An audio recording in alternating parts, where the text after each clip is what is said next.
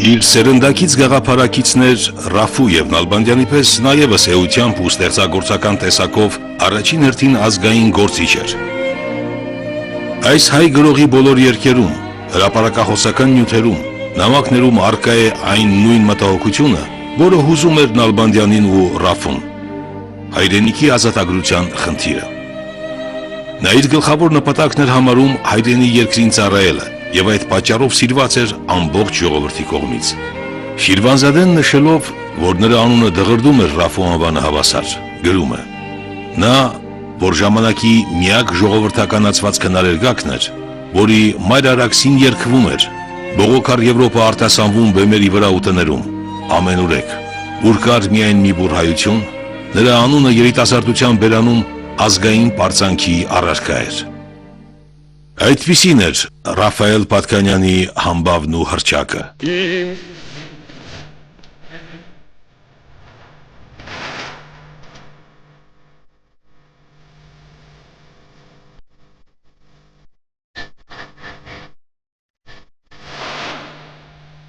Ռաֆայել Պատկանյանը մեր նոր գրականության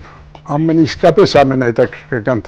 դեմքերից մեկն է, այս բառը ես հաճախ եմ օգտագործում, բայց այս դեպքում ուզում եմ շեշտել, որ Պատկանյանը այն սորական բանաստեղծ չի լինում, այն գրողների շարքում չէ, որոնք հազիվ մնացել են մեր պատմության մեջ։ Նա շատ մեծ, շատ խոր հետք է թողել ոչ միայն 19-րդ դարի, այլև 20-րդ դարի սկզբի առաջին կեսի մեր ժողովրդի գիտակցության վրա և մեր գրականության մեջ։ Ամենալավ արտահայտությունը կարող ենք համարել Միքայել Նալբանդյանի Պատկանյանի հայրենակցի և հասակակցի միտողը նա հայտնի մանկության օրեր բանաստեղծությունից ազգի վիճակը ծանրացավ սրտիս։ Այն Պատկանյանը գրողների այն խմբի ներկայացուցիչն էր, որոնք բոլորը իրենց մասին կարող էին ասել ազգի վիճակը ծանրացավ սրտիս։ Այսօր հաճելիորեն մենք զրուցելու ենք մեր գրականության մեծ դասականներից մեկի Ռաֆայել Պատկանյանի մասին, որը ցավոք վերջին ժամանակներում հանված է դպրոցական ծրագրերից և կարծես թե որոշ իմաստով մոռացության մատնված։ Բայց Պատկանյանին մոռացության մատնելը այդքան հեշտ գործ չէ։ Ժամանակ առ ժամանակ նա իր ստեղծագործություններով ասպարեզ կգա և ժողովրդին ամենակարևոր պահերին իր հանճարեղ ներկայությունը միշտ զգալի կդարձնի։ Այդպես եղավ, օրինակ ասենք 80-ական թվականների արցախյան շարժման օրերին, երբ որ հանկարծ ժողովուրդը սկսեց մեր մյուս մեծերի ստեղծագործությունների կողքին երգել Պատկանյանի տեքստերով ստեղծված երգերը, ինչպես օրինակ «Հիմի էլ լռենք եղբայր, հիմի էլ», երբ մեր թշնամին յուր սուրն է դրել յուր օրհասական սուրը մեր կրծքին, ականջ չէ դնում մեր լացուկոցին, ասացեք եղբայր հայեր ինչ անենք, հիմի էլ լռենք, և կամ էլի ուրիշ շատ ստեղծագործություն։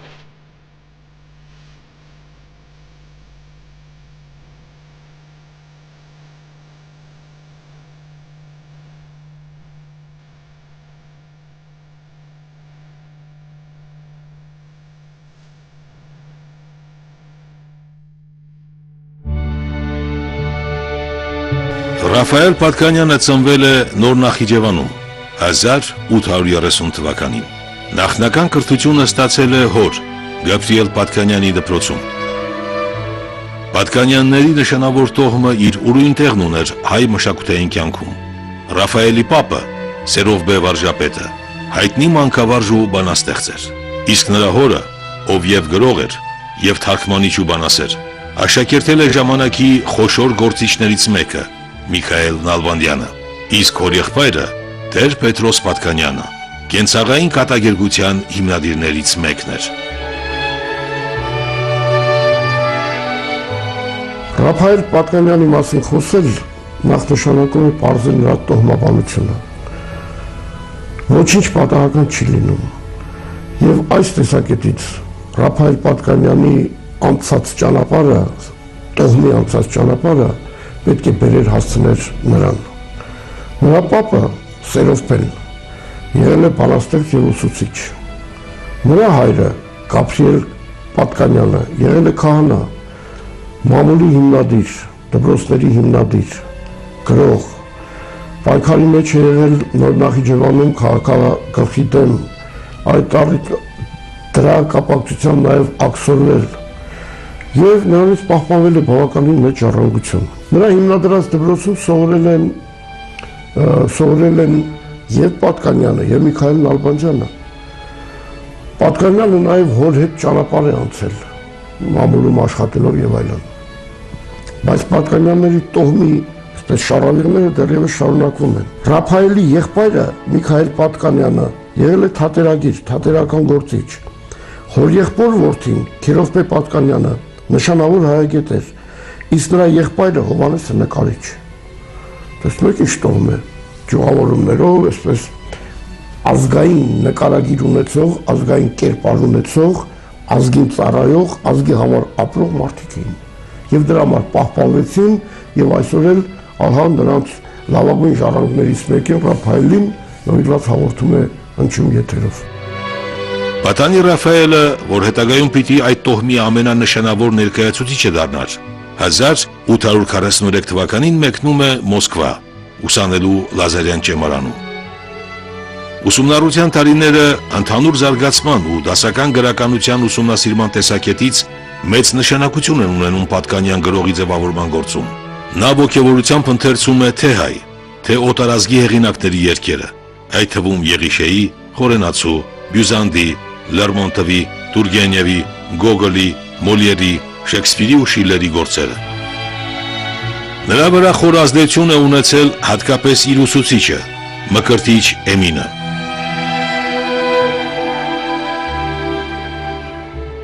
«1850 թվականին 20-ամյա երիտասարդը Թիֆլիսում է,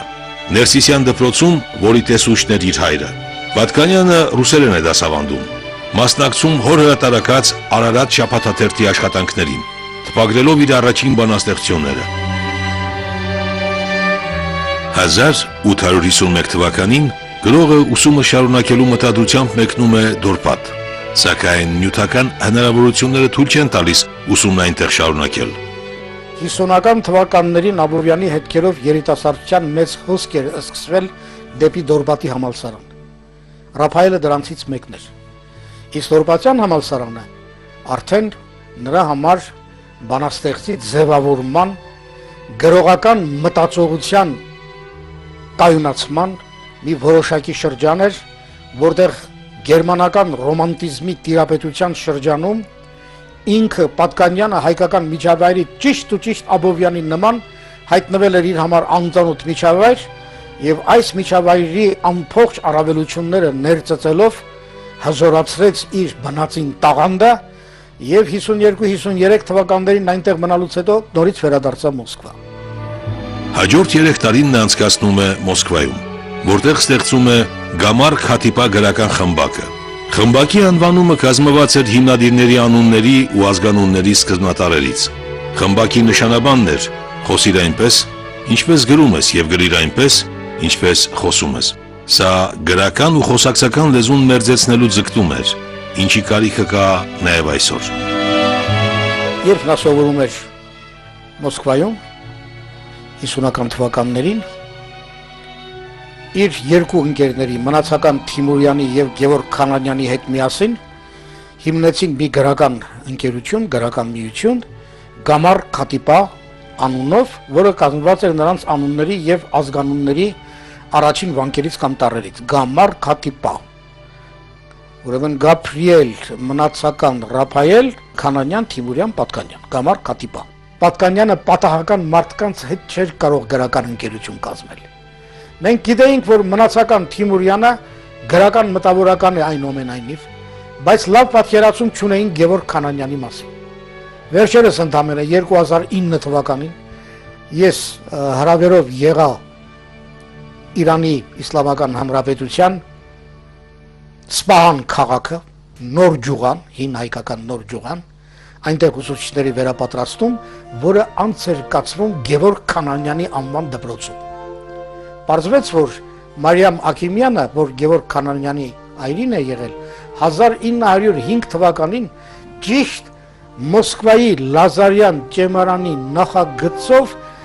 այդտեղ կառուցել է մի վարժարան, որ մինչև հիմա էլ գործում է։ ուներ այդ վարժարանը 19-րդ դարի գրականությամբ ամենահարուստ ճոխ գրադարանը, մշակված գրադարանավարության, գրադարանագիտության, մատենագիտական վերջին տեղեկություններով եւ տվյալներով։ Պարզվում է, որ այո, այդ երեք ընկերները եւ ուրեմն նյութական, եւ բարոյական, եւ մտավոր իրենց բոլոր ուժերը միավորել են ազգին օգտակար լինելու եւ ժողովրդի մեջ նախ ազգային ինքնագիտակցությունը եւ հետո հայրենասիրական դասիրակությունը տարածելու համար։ 1855 թվականին Պատկանյանը մեկնում է Պետերբուրգ, ընդունվում տեղի համալսարանի արևելյան բաժինը, որը մի քանի տարի անց ավարտելով ստանում է արևելյան լեզուների թեկնածուի աստիճան։ Այստեղ էլ մինչև 1857 թվականը հրատարակվում են Գամար Խաթիպայի արձակ ու չափաբերական աշխատությունների 5 պռակը։ Խմբակի կազմալուծումից հետո Գամար Խաթիպան դառնում է Պատկանյանի ամենատարածված գրական կեղծանունը։ Այդ տարիներին նա հրատարակում է ազգային երգարան հայոց, նոր այբենարան հայոց երգերը եւ թարգմանություններ Ռոբինզոն Կրուզո, Եզոֆոսի առակները։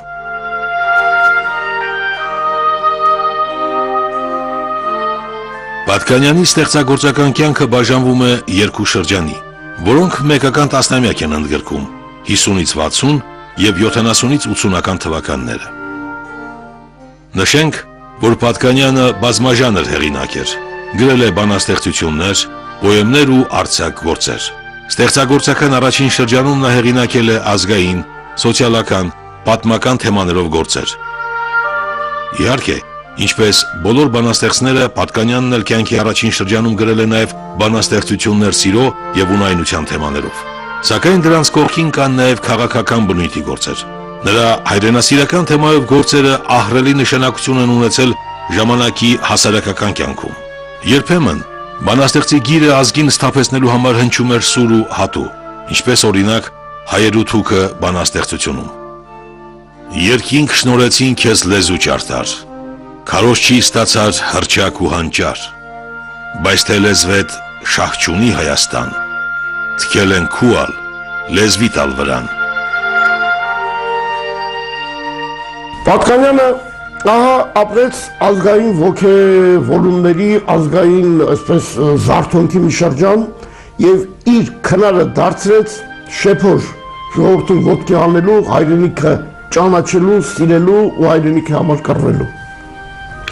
Այս տեսակետից նա նաեւ շատ այսպես քննական հայացք ուներ իր շրջապատի հանդեպ, նրանց ովքեր հեռանում էին հայությունից, նրանք ովքեր հեռանում էին հայոց լեզվից։ Դա կյանքների բնական ընթացքում է, ամեն մարդ չէ, որ գիտակցական կյանքով է ապրում, մարդը ապրում է խոտի կյանքով։ Ահա Պատկանյանը դրանց դեմ է ուղղել մայրաքաղաքում ծնված հայ երիտասարդ, մայրաքաղաքում ծնված հայ օրիորդ, նրանց նկատի ուներ, ովքեր հեռանում էին հայությունից, լեզվից եւ այլն։ Մենք դարձյալ գիտենք նրա այն գործերը, ավելի շատ խոսում ենք գործերի մասին, որոնց մեջ գլխավորը հայրենասիրության թեման է, որոնց մեջ դատապարտում եմ այն հայ երիտասարդներին, որոնք ճգտում էին գնալ ռուսանալ, ձուլվել ռուսական իրականության մեջ, որտեղ ռուսները մեծ էին, ռուսները ուժեղ էին, Հայաստանը հետամնացել եւ այլն։ Իմիջիայլոց այս թեման հայերի համար նոր ժամանակներում միշտ կարևոր։ Այսօր էլ Եվրոպան է հրապուրում, էլի Ռուսաստանն է մնում եւ մեր երիտասարդների մասի մեջ այդ ակումը կա վազել դեպի Ամերիկա, վազել դեպի Մոսկվա, որպեսզի իրենց համար ավելի լավ ապագա ստեղծեն, իսկ Պատկանյանը ամեն գնով պայքարում էր, այս ինչքան կարող էր իբր բանաստեղծ, պայքարում էր օտարացման այս երևույթի դեմ։ Այնպես որ այդ գործերն այս իմաստով այսօր էլ հետաքրքրական են, եւ արձակ գործեր, ես նշանացի եւ այլն, եւ բանաստեղծությունները։ Այն առաջին իսկ հարցադրումներից մեկը, որ տալիս է մեզ Պատկանյանը, այսօր էլ է շատ արդիական։ Հայ եւ հայություն։ Բանաստեղծություն է սա։ Մի բանաստեղծություն, որի մեջ հրետորական, ճարտասանական հարցը իր մեջ պատասխան ունենալով հանդերձ ունի նաև հեղինակային առավել ընդգծված պատասխաններ։ Ով է հայը։ Միթե նաև որ խոսում է հայ լեզվով եւ կամ որի մականունը հանգում է Յան Մասնիկով։ Նա է հայը, ով ամեն օր ուտում է հային բնորոշ կերակուրներ, ճաշին ուտում է տոլմա ու փլավ, միշտ հագնում է հայերին բնորոշ զգեստներ, հալավներ, ով տերտերին տեսնելիս օշնայի տեր է ասում, զատիկը կատարում է ներկած ձևով, ոչ թերխաշ ձևով, եւ չգիտեմ ինչ, բայց իհարկե նա ընդգծում է, որ հայությունը չէ արտաքին արարմունք, հայ ծնելդ անգամ չի տար քեզ հայության իրավունք, հայ ծնելդ։ Ի վերջո, նոր սերնդին Պատկանյանը պարզապես կոչ է անում նախ եւ առաջ հասկանալ, ինչ է Հայաստանը, ինչ մշակույթի ժառանգորդներ ենք մենք, Հայք Նահապետը մեր անվանադիր նախնին ինչպես հիմնադրեց մեր հայրենիքը այս տարածաշրջանում, եւ վերջապես պատրաստ ես արդյոք հայ մարդ պահպանելու քո ունեցվածքը, քո ազգային սրբությունները, քո մշակույթը, քո դիմագիծը, քո մարդկային նկարագիրը, դու կարող ես անծանոթին ելնել դեմդեմի, մահը կարող ես արհամարել, սիրել վույթ տեղ կարող ես գրկել միշտ մահառիթ հրացան, այս ժամանակ քեզ հայ կասեմ, իսկ թե փորդ տոլմաներից ու փլավից տրակի գիծած եղիր ուտելովդ օգուտ չես բերիլ ազգիդ։ Ինչ եք կարծում, սա արդիական է թե ոչ։ Անպայմանորեն, ու տեսեք, որ մեծ բանաստեղծները իրենց ժամանակին ստեղծում են գեղարվեստական գործեր, որոնք ժամանակի հոլովույթում գուցե եւ ինչ-որ ժամանակ խամրում են, բայց ժամանակները իրենց հարափոփող ընթացքի մեջ կրկնվում են, ստեղծվում են այնպիսի ժամանակներ, որ օրինակ ասենք 100 կամ ավելի տարիներ առաջ ստեղծված բանաստեղծությունը այսօր ձեռք է բերում խիստ արդիական հնչեղություն։ Պետք է նշել, որ Պատկանյանի ստեղծագործությունները տարածողներից մեկը հայ հանճարեղ դերասան Պետրոս Ադամյանն էր։ Հատկանշական է, որ երբ նա հյուրախաղերի է գալիս ժամանակի արևելահայ ամենածաղկուն մշակութային կենտրոններից մեկը՝ Շուշի, ազատագրական գաղափարներով տոգորված շուշեցիները Ադամյանին խնդրում են ներկայացումների փոխարեն ասմունքել Ռաֆայել Պատկանյանի բանաստեղծությունները։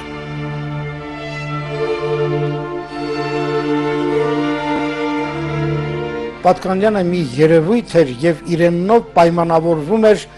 ամբողջ 50-60-ական թվականների, 70-80-ական թվականների զարթոնքի սերունդը։ Սա պատահական չէ։ Եթե ես հիշում եմ Ալեքսանդր Շիրվանզադեի վկայությունը, ապա նա ասում էր աներկմիտ, այն էլ զուսպ, ժլատ, գնահատական խոսքի մեջ ժլատ մի անհատականություն Շիրվանզադեն, բայց իրական արժանավորներին գնահատելու պատրաստակամությամբ։ Ասում է, թե նրա անունը հնչում դղրդում էր Ռաֆիի անվանը հավասար։ Նրա բողոք առ Եվրոպը եւ այլ բանաստեղծություններ արտասանվում էին բեմերում, ընտանեկան խնջույքներում։ Նա իր արձակ գործերով մի կատարյալ Ջոնաթան Սվիֆտ էր, նրա չափ կացու եւ թունավոր, բայց ոչ անգլիացի գրողի չափ հանճարեղ։ Որտեղ որ կար կյանքի այլանդակ մի երևույթ, այնտեղ կանգնած էր Շուլլուկը իր ժահրաթաթախ գրչով։ Իսկ Շուլլուկը Ռաֆայել Պատկանյանի ծածկանուններից մեկն է։ Հանուն հայրենիքի անձնազոհություն քարոզելու համար Պատկանյանն անդրադառնում է նաև հայոց պատմությանը, հիշատակելով անցյալի դասերը։ Քաջ Վարդան Մամիկոնյանի մահը պատմական պոեմի հիմքն օրինակ 451 թվականի ապստամբությունն է, Վարդանանց պատերազմն ու Աբարայդի ճակատամարտը։ Պատկանյանի այս պոեմը հայրենասիրական հզոր շնչի բանաստեղծությունը երկետ պոեմ է, իր առանձին հատվածներով, սա ևս երգի է վերածվել։ Պատկանյանը իր երազանքը իրականացրեց նաև լավագույն գործերից մեկում Քաջ Վարդան Մամիկոնյանի մահը պոեմում, որի մեջ դրված է Վարդանի երգը հայտնի հատվածը եւ որպես երգ էլ կա։ Առաջին տունը սա է. Հիմել լռենք, եղբայրք, հիմել, երբեր թշնամին իր սուրն է դրել, իր օրհասական սուրը մեր կրծքին, ական չի դնում մեր լացուկ կոծին, ասացեք եղբայրք հայեր, ինչ անենք, հիմել լռենք։ Այսպես քնում է հիմել լռենք, ոչ թե լռենք, այլ զենք վերցնենք։ Տերյանը չէ, դու ձևակերպեց դավաճանը, նա ով լռում է դեռ։ Պատկանյանի ասածն էր սա։ Պատկանյանի ամենահայտնի գործերից է Արաքսի արտասուքը բանաստեղծությունը, որի մասին Միքայել Նալբանդյանը գրել է. Ես տասնյակ անգամներ կարդացել եմ Արաքսի արտասուքը եւ միշտ հիացել եմ, որովհետեւ դրա մեջ լսում եւ զգում եմ հայ ազգի իղձը, որովհետեւ ճշգրիտ ու գեղեցիկ խոսում է ազգի ցավերի մասին։ Իսկ Ռաֆին այս բանաստեղծությունը անվանել է հայ պոեզիայի թագուհի։ Հեղինակը քայլամոլոր շրջում է Մարիա Արաքսի ափերով, մտորում է հայրենիքի մասին եւ հարց է ուղղում գետին։ Արաքս, ինչու ձկանց հետ պարչես բռնում մանկական։ Դու դեռ ծովը չհասած սքավոր ես ինձ նման։ Արաքսը հիշում է, որ եղել է թագուհի, երբ պետականություն ենք ունեցել, եւ ոչ միայն հիշում է փառավոր անցյալը, այլև երազում այն օրվա մասին, երբ հայերը կհամախմբվեն, եւ այն ժամանակ միայն ինքը գեղեցկորեն կծփա։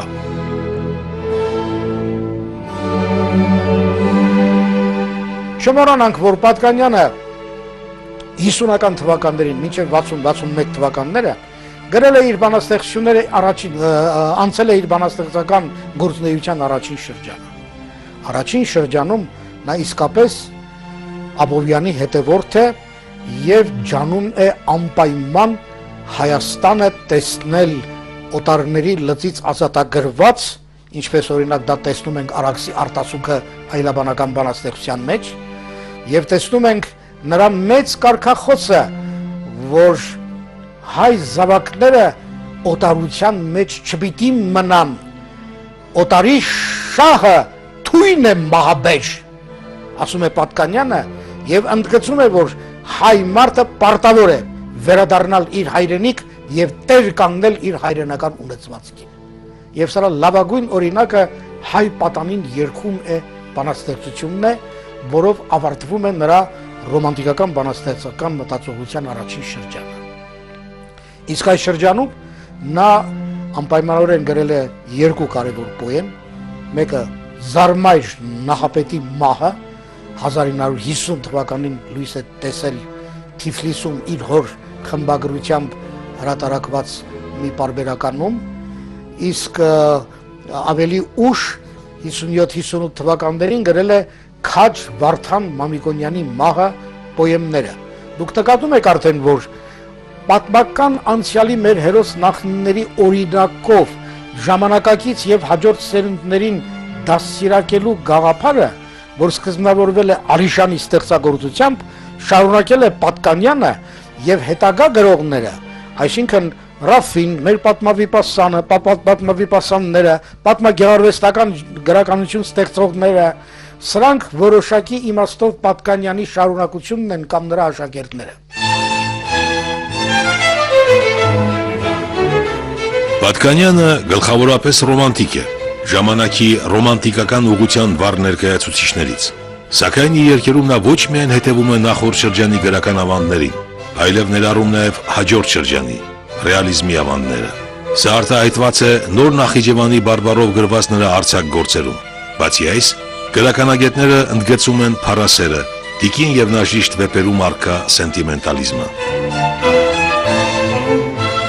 Պատկանյանը նաև արձակագիր է, գրել է վեպեր ինքն է բնորոշել, դրանք վիպակներ են, փառասերը, Տիկին եւ Նաժիշտ, ես նշանած էի, գործեր են, որոնք այսպես գեղարվեստական արձակի առումով մեծ քննություն չեն բռնում, բայց երբեք չմոռանանք, մի ժամանակ էր դա, երբ հայ ընթերցողը գիրք չուներ։ Այ Աբովյանի ժամանակ, Աբովյանն էր ասում, չի ասում էր, այս մեր ժողովուրդ ասում է կարդալու բան չունի, որտեղ մի հանդես են տեսնում իրենց գցում են այնտեղ, որտեղ մի նրան ընթերցելու գիրք պետք է տալ։ Պատկանյանը նաև այդ ծրագիրը իրականացնողներից մեկն էր։ Լինելով հայ նոր գրականության պաշտպան, հայ նոր գրականության գաղափարական ուղղվածության պաշտպան, նա նաև գրական նոր հայրենի պաշտպան էր։ Ընդ որում երբեք չպետք է մոռանանք, որ նրանք պաշտպանել նոր լեզվի, բայց ամենևին դեմ չէին հնին, գրափարին, Աբովյանը մյուսները, ոչ թե անիծում էին, հայոյում էին, չէ, շատ բարձր էին գնահատում, Պարզապես ասում են, դժբախտաբար մեր ժողովուրդը հեռացել է իր բնաբուխ լեզվից։ Այս բարբառով է խոսում, որ կարողանան կոնետա հասցնել նրան, այդ լեզվով մի գրականություն տալ, որ չկատարվեն իրենց ազգային կերպարից, նկարագրից։ 1863 թվականին Պատկանյանը հիմնադրում է Հյուսիս շաբաթաթերթը, որտեղ տպագրում է իր մի քանի արձակ երգերը։ Այս թերթը կարճ կյանք է ունենում, քանի որ շուտով ցարական կառավարությունը փակում է այն։ Մեկ տարի անց Պատկանյանը հրատարակում է իր բանաստեղծությունների առաջին ժողովածուն, իսկ Կռունկ հայոց աշխարհի ամսագրում տպագրվում է Քաջ Վարդան Մամիկոնյանի մահը պոեմը։ 1867 թվականին Պատկանյանը վերադառնում է ծննդավայր, ուր կնոջ Օլգա Ամիդիի հետ բացում է պանսիոն։ Պատկանյանի կողակիցը Պետերբուրգի համալսարանի արաբերենի դասախոս, ամղեցի Հովանես Մելիք Զարմյանի դուստրն էր։ Մինչև 1897 թվականը Պատկանյանը տեղի թեմական դպրոցում դասավանդում է մայրենի լեզու։ Նույն տարում ստանձնում է Նոր Նախիջևանի արվեստական դպրոցի տեսուչի պաշտոնը, որը վարում է մինչև կյանքի վերջը։ Եղել է Նոր Նախիջևանի արհեստագործական ուսումնարանի տեսուչ, որովհետև նա արհեստագործությանը մեծ կարևորություն էր տալիս, մտածելով, թե տեսեք ինչքան արդիական են Պատկանյանի մտքերը եւ գործունեության ոլորտները։ Ամբողջ ազգին չենք կարող համալսարանական կրթությամբ ապահովել, մտածել է նա։ Ազգին պետք է նաև արհեստ սովորել, իսկ արհեստը եւ նյութական բարիքներ կտա, եւ գիտելիք, եւ աշխատելու կարողություն ու մարդկային արժանապատվություն։ Տեսեք ինչքան արդիական բանաձև է հենց մեր ժամանակների համար գործածելի։ Պատկանյանը շատ այսպես նվիրված մարդ էր հայ մշակույթին եւ հայ գրականությանը եւ ամեն ինչ անում էր ծառայելու իր ժողովրդին։ Այս տեսակետից կարևոր են նրա նաեւ բանաստեղծությունները, մանկական բանաստեղծությունները։ Նա մանկապարտեզ հիմնադրեց, մանուկների համար գրեց, հայկական ոգիներ շնչեց, նա գրեց դասագրքեր։ Ժողովրդի սիրելի, ողջ կյանքը հայրենիքին նվիրաբերած բանաստեղծը վերջին տարիներին հայտնվում է առողջական եւ նյութական դժվար կացությունում։ Տկարությունը սորեոր սաստկանում է, անգութ մահը արագ հայլերով մոտենում է, այդ ես պարզ տեսնում եմ։ Մահը չի սարսափեցնում ինձ, սարսափեցնում է ապագա որփիքներիս անմխիթար վիճակը։ Գրողի այս վիճակին անդրադառնում է նաև Մշակ թերթը գրելով. Հիվանդ, հոգնած աշխարհի ամենօրյա կռվից, լքված, հուսահատ, նա գնաց բժշկվելու, թողնելով այստեղ մեծ գերդաստան նյութական ամենակարոտ վիճակի մեջ, որից երբեք ազատ եղած չէր նա, որ երգել էր ուրիշների ցավերն ու վշտերը, իր ցավերն ու վշտերը թաքցնելով։ Տարիների լարված աշխատանքը, ամեն տեսակի դժվարություններն ու անհանգստությունները քայքայել էին Պատկանյանի առողջությունը։ Ինչպես շատ հայ գրողներ, նա հիվանդ էր թոքախտով։ 20-րդ դարի սկզբին,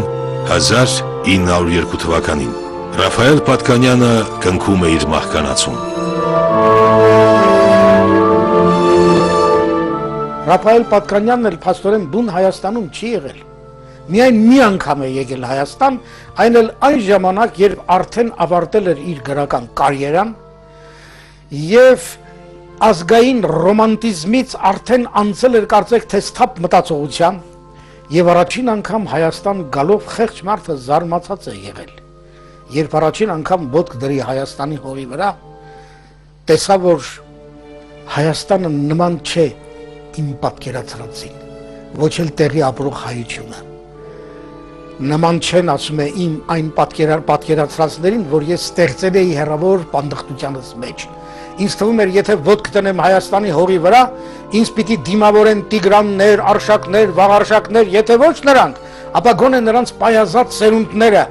սակայն այդպես չտեսա Հայաստանը։ Եվ հիմա էլ ասում եմ, մենք կանգնած ենք ճակատագրական երկընտրանքի առաջ։ Պատկերացրեք, կյանքի վերջին տարիներին Պատկանյանի խոստովանություններից մեկը։ Ճակատագրական երկընտրանք, Պատկերացրեք 4 կողմից շրջապատված թշնամիներով, ետևից 200,000, առջևից 3-ից 400,000 լավ զինված քաջ պատերազմողներ, նրանց մեջտեղում մենք 25-30,000 գծուց զինված վատ զինվող պատերազմողներ, եթե դիմադրենք կամ հարձակվենք, ազգովին պիտի մորթվենք։ Եվ փակագծում գրում է միթե սպանդանոց վազելը քաջություն է։ Սակայն չենք կարող ձեռքերս ծալած նստել, ուրեմն կատարենք մեր պարտքը վերաբերմամբ ազգիս, իսկ մնացածը թողնենք նախախնամությանը։ Տեսեք, թե հայ ամենամեծ ռոմանտիկներից մեկը ինչքան ռեալիստական մտածողություն է դրսևորել ազգային խնդիրների կապակցությամբ։ Գրականագիտությունը Ռաֆայել Պատկանյանին չի դասում հայ մեծագույն բանաստեղծների թվին, սակայն քիչ են այն ստեղծագործողները, որոնց գործերը մահվանից 2 դարանց ժողովուրդը վերընթերցում է, եւ ոչ միայն ընթերցում։ Նրա բազմաթիվ գործեր, ինչպես իր մեծ հաջորդի Ավետիք Իսահակյանի բանաստեղծությունները, երգերի են վերածվել։ Արի իմ սոխակ, եռնեք թե այս նոր տարին, մայրարաքսի ափերով ու նաև մանկական երգերը այսօր էլ մեր ժողովրդի ամենասիրված ու կատարվող ստեղծագործություններից են։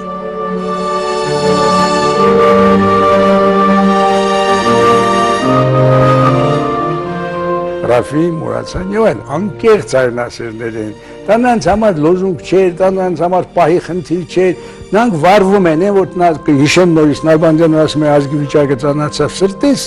դա իսկապես այդպես էր, նրանց սրտի մեջ ուրիշ բան չկար ազգի վիճակից բացի, բոլոր տաղանդավոր մարդիկ են, բայց որևէ մեկը մի քնարական բանաստեղծություն չի գրել սիրած աղջկա մասին, բնության գեղեցկությունների մասին, խելքումիկներն այդ էր, Հայաստանի ազատությունը, Հայաստանի ազատագրությունը, դրա համար ինչքան էլ այսօրվա տեսակետից, ասենք, Պատկանյանի ստեղծագործությունը մեզ մի քիչ միամիտ է թվում, մանան չմոռանանք, որ այն ժամանակ հայոց լեզուն դեռ բոլորովին հղկված չէր արևելահայ աշխարհաբարը, եւ Պատկանյանն, Նալբանդյանը գրում են դա աշխարհաբարով, ինչքան էլ մեզ մի քիչ միամիտ է թվում, այնուամենայնիվ այդ անկեղծ եւ խոր հայրենասիրությունը շատ տպավորել է ժամանակակիցներին եւ մեզ էլ այսօր անտարբեր չի թողում։ Գրիչի հայրենիքին ծառայեցնելու մղումը ոչ թե պարզ ստեղծագործական ընտրություն էր 19-րդ դարի հայ գրողների համար, այլ ազգի հալածյալ վիճակի պարտադրանք, ավելի ապահով, անվտանգ ու բարեկեցիկ ազգի նույն տաղանդով օժտված ստեղծագործողը շատ ավելի մեծ համամարտկային արժեք էր ստեղծելու, քան արեցին ազգի ազատագրությունը ծրագիր դարձրած հայ գրողները, Ռաֆին, Պատկանյանը եւ ուրիշներ, բայց դա ոչ թե նրանց մեղքն էր, այլ ողբերգական ճակատագիրը։ Եվ Ռաֆայել Պատկանյանի բնորոշումը թեև մասամբ է տալիս այս երկընտրության պատասխանը, սակայն ամբողջությամբ արտացոլում է իրավիճակը։ Առջևդ կա երկու ճանապարհ։ Մեկն է դեպի քու անձն, որի վերջը կորուստ է հոգով եւ մարմնով։ Մյուսն է դեպի ազգը, որի վերջը ամենիդ հայտնի է։ Ազգային փառք, պարծանք ամեն մի խելոք հայի, պարծանք մարդկության։ Եվ Աստված վերևեն պիտի ասե. դա է որդին իմ սիրելի, ընդ որ հաճեցավ։ Ռաֆայել Պատկանյան։